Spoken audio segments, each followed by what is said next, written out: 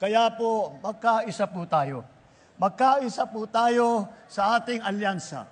At huwag natin gawing alyansa lamang nitong 11 na tao, 11 na kandidato na tumatakbo bilang senador na kasama sa alyansa. Samahan niyo po kami. Samahan niyo po kami at magka-alyansa rin tayo. Magkapit-bisig po tayo at sama-sama po natin pagandahin ang buhay ng bawat Pilipino. Magsama-sama po tayo, magtulungan po tayo, mag-alyansa po tayo muli upang ipagpalabanan ang kahirapan, upang labanan ang krimen, upang labanan ang mga drug lord na pumapasok dito sa Pilipinas.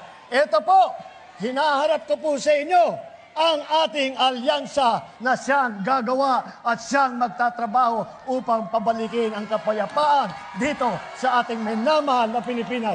Maraming salamat po. Ang Pangulo ng Republika ng Pilipinas, Ferdinand R. Marcos Jr. Isang masigabong palakpakan para sa alyansa para sa bagong Pilipinas! Sama-sama nating abutin,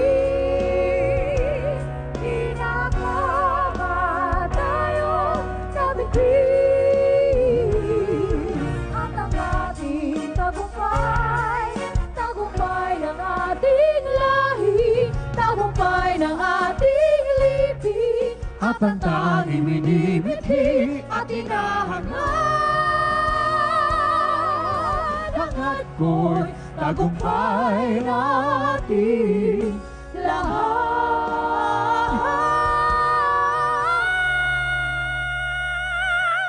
Mga kababayan, buksan ang ilaw ng mga cellphones at buong puso nating iwagayway ang bandila ng Pilipinas! Hangad ko'y tagumpay natin